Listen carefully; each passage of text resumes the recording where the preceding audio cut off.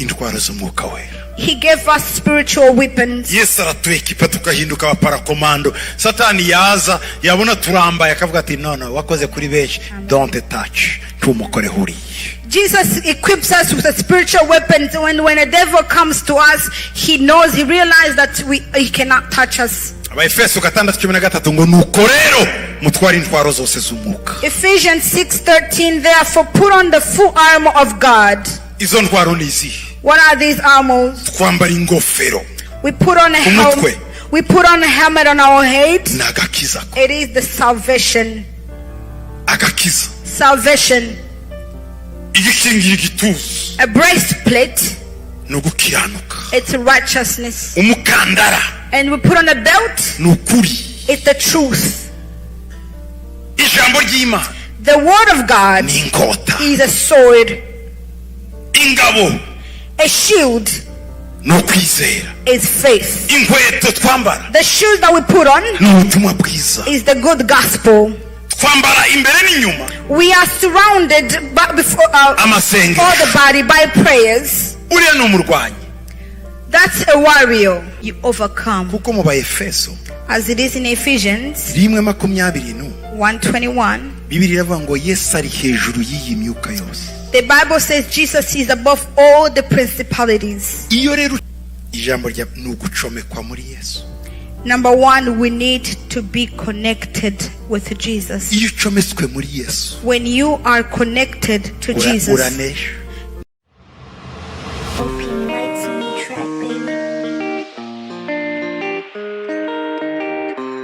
Turaganira ku ntambara y'umwuka. We are going to talk about spiritual warfare. Turasoma mu gitabo cy'Abaefeso 6:12. We are reading in the book of Ephesians chapter 6 verse 12. Intambara yo mu mwuka. A spiritual warfare. Kuko tudakirana n'abafite amaraso n'umubiri, ahubwo dukirana n'abatware n'abafite ubushobozi n'abategeka isi y'umwijima n'imyuka mibi y'ahantu ho mu ijuru. For we do not wrestle against flesh and blood, but against principalities, against the powers, against the rulers of the darkness of this age, against spiritual hosts of wickedness in the heavenly places. Bibiliya yavuze abo dukirana nabo. The Bible mention of things that we wrestle against. Abatware. The principalities. Abafite ubushobozi. The powers. Abategeka isi y'umwijima. The rulers of this darkness. Imyuka bibi y'ahantu ho mu ijuru. We fight against the spiritual hosts of wickedness in heavenly places. Bene data, nubwo tugenda nk'abantu. Even though we walk like people. Ariko intambara turwana si yaba. But the war that we fight is not of this flesh. N'umuntu naguteza rwaserera. If someone troubles you, uri nko ku kazi. Maybe you are at work. Uzaje nko mu bwiherero. Go in the secret place. Ufunga umwuka, utegeka umwuka urimo gusohoka. And command the evil spirit that is in that person to leave. Nugaruka. When you return, usanga yabaye umuntu. You will realize the person is normal again. Ukibaza, uyu si wa wundi mukanya yarameze gutya. And you will wonder, wasn't this a person who was causing trouble to me? Yego yariwe. Yes, it was that person. Yariwe. It was him. Ariko hari cyahindutse. But something has changed. Hari cyahindutse. Something has changed. Umwuka wari umurimo wagiye. The evil spirit that was in him. Spiritual warfare. Dusobanukiwe intambara y'umwuka, hari ibintu byinshi tutapfa. If we understand how the spiritual warfare works, there are so many things we might be able to avoid. Dufutundu duto cyane kuko urugamba rw'intambara y'umwuka ruba mu bitekerezo. We struggle on the simple things because we lack to understand that the spiritual warfare happens in our mindset. So listen to the spirit that we face or we fight against. What the Bible mentions here, that we fight against principalities. Who are these principalities? We fight against principalities. Ijambo ry'icyongereza ni ryiza ndetse no mu kigiriki. In the Greek and also in the English version, this word is very important to understand. Principauté mu Gifaransa, principauté mu cyongereza principalities. Principalities. harimo ijambo prince. There is a word, a prince. Prince ni nk'igikomangoma. Prince is like a ruler, umwami, a king, umutware utegeka, a ruler who rules. Turwana n'abatware. So we fight against principalities. Ibaza umuturage kurwana na president. So imagine a simple citizen person who attack or who fights against the president. Cyangwa karwana na general. Or you attack or you fight with the general. Nta ntwaro ufite. You have no weapon. Ariko general akaza mu n'amaescorte menshi bakarwana nawe mu maboko ntacyo ufite. But the general will come, you are empty-handed, but he will be escorted and attacks you. Rero turwana n'abatware. So we fight against principalities. Abatware ni bande? Who are these principalities? Ni imyuka itegeka iyi si ariko ikaba iyobowe na Satani ubwe. These are the spirits that ruled by the Satan. They rule this world, but they are led by Satan himself. Satani ubwe ni utegetse. Satan himself, he is his ruling. Niwe mukuru w'ikirere. He is the ruler of the heavens. Umunsi yavuye mu ijuru. When he fell from heaven, yahawe kuzenguruka mu kirere. He was given to take over the heavens. No mu mazi. Even waters. Nukuvuga ngo intebe ye iba mu kirere ikaba no mu mazi. That means his throne is in heavens and in waters. Satani ni cyakora. And what Satan does, agira ibisonga bye cyangwa agira abajyanama. He has his princes or princes around him. Ibyo abajyanama ba advisor. He has his advisor. Abo bakonseye be. These advisors of his, barazugwana. They fight. Ariko cyane bo bakoresha ingamba, strategy, kurema ingamba. But he uses them to build a strategy. N'aba strategy bo hejuru kurema ingamba. They are high strategic agents. Satani yitwa umutware utegeka ikirere. So Satan is a principality who rules the heavens. N'umutware, he's a prince. Abefeso 2:2. Ephesians chapter 2 verse 2. Bibiliya iravuga ngo ibyo mwagenderagamo kera mukurikiza imigenzo y'iyi si mugakurikiza umwami utegeka ikirere ariwe wa mwuka ukorera mu batumvira. In which you once walked according to the course of this world, according to the prince of the power of the air, the spirit who now works in the sons of disobedience. Umwuka wo kutumvira, the spirit of disobedience, n'akaremangingo ka Satani, is a DNA of Satan. Niwe wa mbere, because he's the very first who disobeyed. Ikintu aza gukora Satani. So what he comes to do, ashiraho ingamba zituma abantu batumvira Imana. He puts in place strategies for people to disobey God. Ashiraho ingamba zituma abantu bwabo batumvikana. He puts on a strategy that will cause disobedience among people. Ashiraho ingamba mu rugo zituma umugore n'umugabo batumvikana. He puts in place a strategy in the family that will disturb that bring disobedience between a husband and a wife. Agashiraho ingamba zituma abana batumvira ababyeyi. And he puts strategy in the family that children will disobey their parents. Ukabwira umwana ngo ugomba gutaha saa 2 z'ijoro buri mu rugo, umwana akakwihorera. And you tell your child, and you tell your child that 8 p.m. you need to be here, but the child would ignore you and disobey the commandment that you just put in there, even though the house is yours. You're the one who's in charge. When you talk to the child, they will reply to you in the disobedience manner. Say, I will come whenever I want. You cannot punish the child because Satan has built a strategy that you cannot punish your own child. A strategy is already among the law enforcement that will forbid you from punishing your own child. Even the child will tell you, dare and touch me, because they are supported by the spirit of principalities. C'est terrible. It's terrible. imyuka ikora iki? So what do these spirits do? Aba batware, These principalities, bo batanga amategeko ngenderwaho ya buri mugabane. Isi yose nibo batanga amabwiriza isi gendera. they put in place laws of every continent.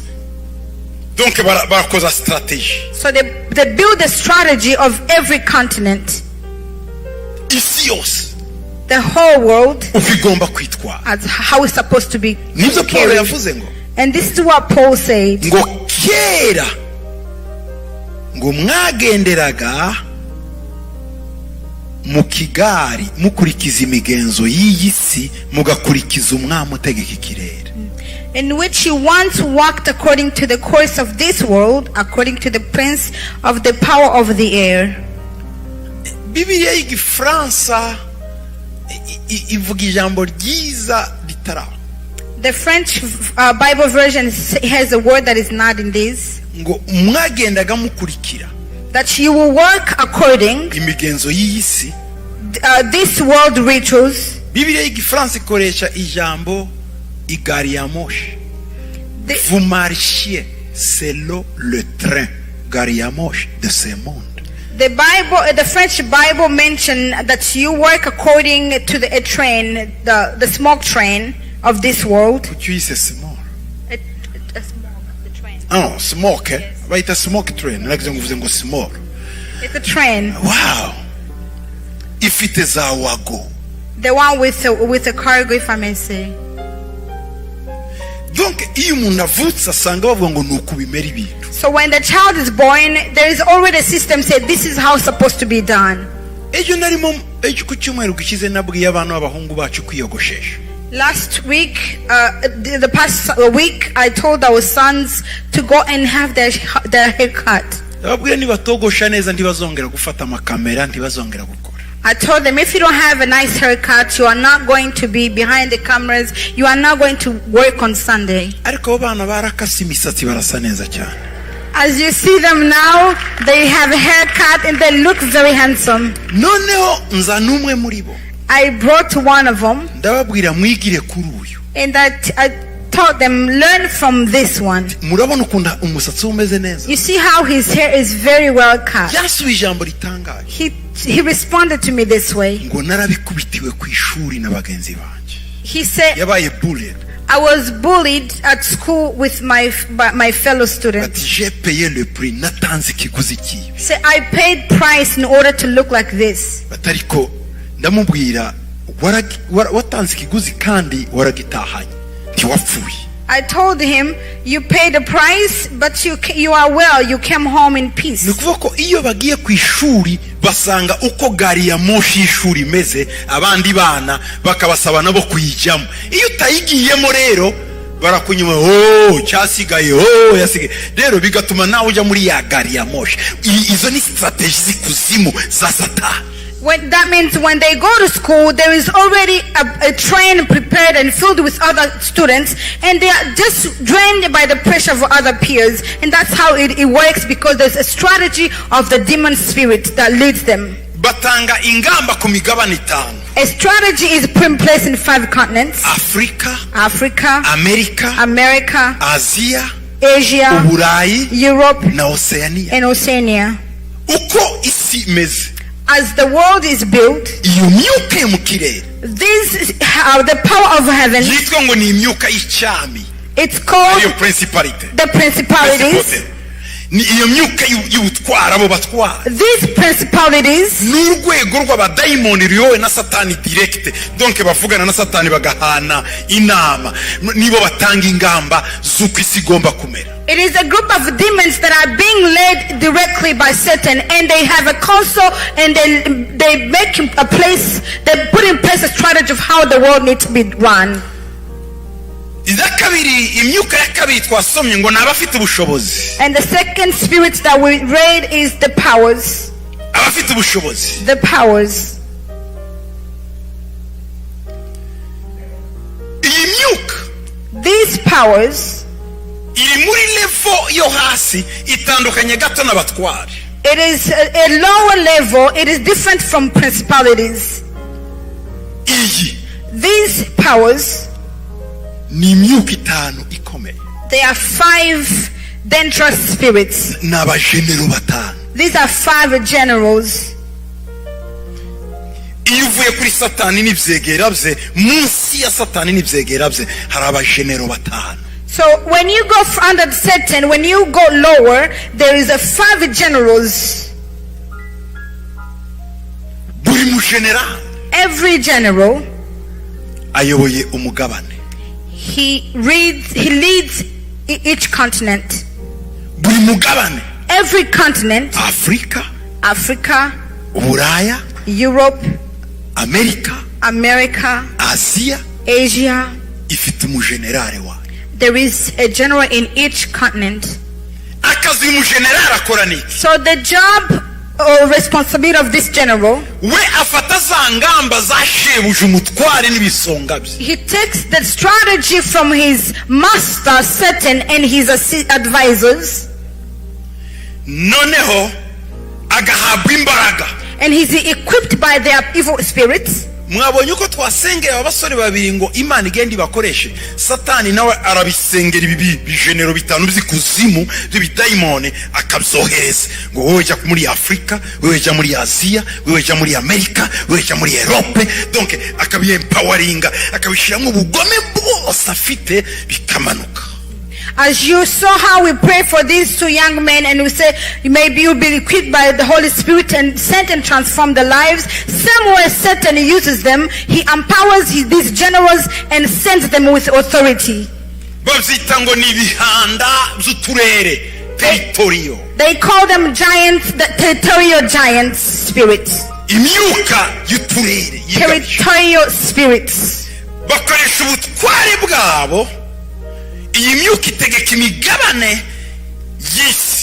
They exercise their dominion and they rule regions in this world. So they had divided the world into 2. The whole world is divided into 2 regions. There is a northern and southern hemisphere. What we call the northern hemisphere and southern hemisphere, they are 2 different things. The northern hemisphere, nico kirimo Uburaya na Amerika, donc ni bihugu birimo hejuru ya equateur ya wa murongo bita equateur. So it is America and Europe. These are countries above this line of equator. Muzi murongo witwa equateur iyo urebye kuri map y'isi. You know the line that we called equator, that when you look on the map of this world. Equateur. So in the northern part, bayita ikirere cy'amajyaruguru cyangwa se hemisphere nord. It's called northern hemisphere. Ibihugu biri munsi ya equateur. So the countries under this line of equator, babyita hemisphere sud. These are called southern hemisphere. So the plans and strategies of Satan, they work into these 2 regions.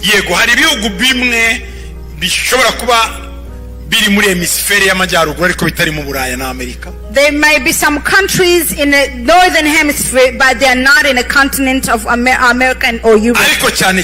But mostly, you see how the world itself is divided.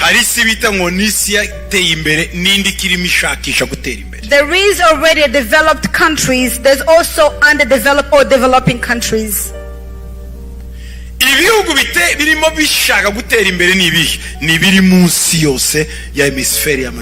So the countries in the southern hemisphere, they are countries that is in a process of development. They're called developing countries. In the northern hemisphere and southern hemisphere, when you look at the problem they face, they're turned to different. bava muri Amerika y'amajyepfo ngo bazino bari mu kirere cy'amajyepfo. So the people that you see coming from South America to North America, they are in a southern hemisphere. Wakwibaza. You may question za genocide, the genocide that we face, inzara, the famine, za malaria, the malaria, za Ebola, the Ebola. Kuki zitaba? Why don't they exist here? Ni strategy ya daimoni kireba amajyepfo.